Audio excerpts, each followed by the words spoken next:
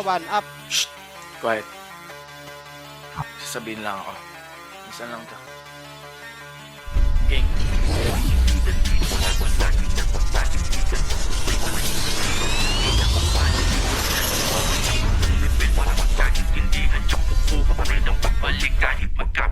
Unang-una tang inapak biglang bait mo ngayon. Nakaraan di ba ikaw pa tong galit magamon. Hindi niya maamin na sa sige kahol bakit ba ganon. Para siyang naberginan sa puwet sakit ng pagkabaon. Kaya napapato ng sige iyak si Joti Col Tarugo. Pero di sa lyrics kundi doon sa beat ako saludo. Kasi beat ng part 1 dapat beat ng part 2 ng gangland at ginamit ng puta parang bata. Pabiktim na ngayon yung mga dati na nang mamama. Puro lang issue walang skills. Banat nyo nakakasawa. Kau lang narinig kong galit mag-rap pero nagpapaawa. FYI iba ang sausaw sa umako kasi nga nagamong katas walang pumapalag baka daw mapahiya. Pero kung sausawa lang ang usapan bago ka magsalita ay parang sauce na ng fishbulan yung inyo dyan sa kabila. Sa dami yung mga tinira hindi na may pinasali. Imbis na respeto ay kaaway ang pinarami. Di ba grabe di na bale. Dami nyo mang sinasabi kakainin nyo ulit yung mga bintang yung tinatae. Ba't daw ako nandito ngayon at umaapila? Iba si Abadon at ko sa pinagtulungan nila. Dalawa lang yung kalaban daming pinatira pang iba. Pero lahat sa salbatuta ang upload galing diba?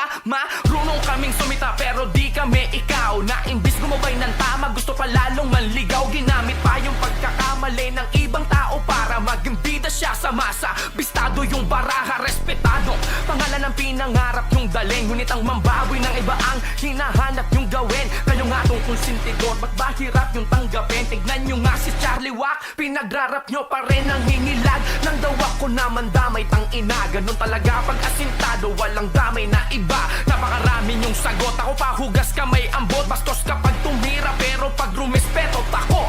Halatang mga cloud chaser lang to daming pautot. Nakahanap lang ngayon ng butas kaya puro palusot. Mga veterano, pag merong nega lamang nasulpot ng buburat at nagkukupal yan ang galawan yung supo.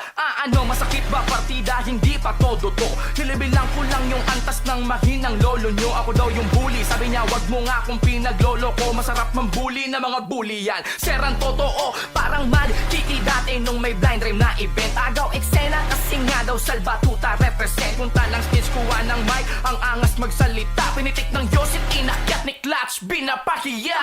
Tama uling nagkita tayo nun sa Araneta. Ako yung unang lumapit nun at nanghingi ng pasensya para yun sa dating gera. Ngunit ngayon abateka, gusto kong bawiin na sabihin pakyo ka ng 30. Sino bang di mababanas? Tarantado ka, akala ko mas nagmature na kayo at nagbago na yung kala kong nawala. Mas lalo lamang lumala, patunay lang nandun yung deserve aking pagpapakumbaba. Noon pa ako umapir kaso ayaw nun ni Charlie Wack. Backstage pinit to win it ata di ko matiyak. Imbis bumait hinamon pa ako, exagyo mag-react pero tameme nang makita niyang di niya ako masindak. Walang mag-utos, ngayon ako'y may kusa na tanga. O nung bata ko inakala ko na kupal ang salba. Nung umidad naman na-realize kung kupal talaga. Kupal na nga yung dalawa tapos ayos tumagtag ka pa. Wag kang exage, barya-barya daw ang sabi ko kamo. Sabi ko Sakto lang po, sir.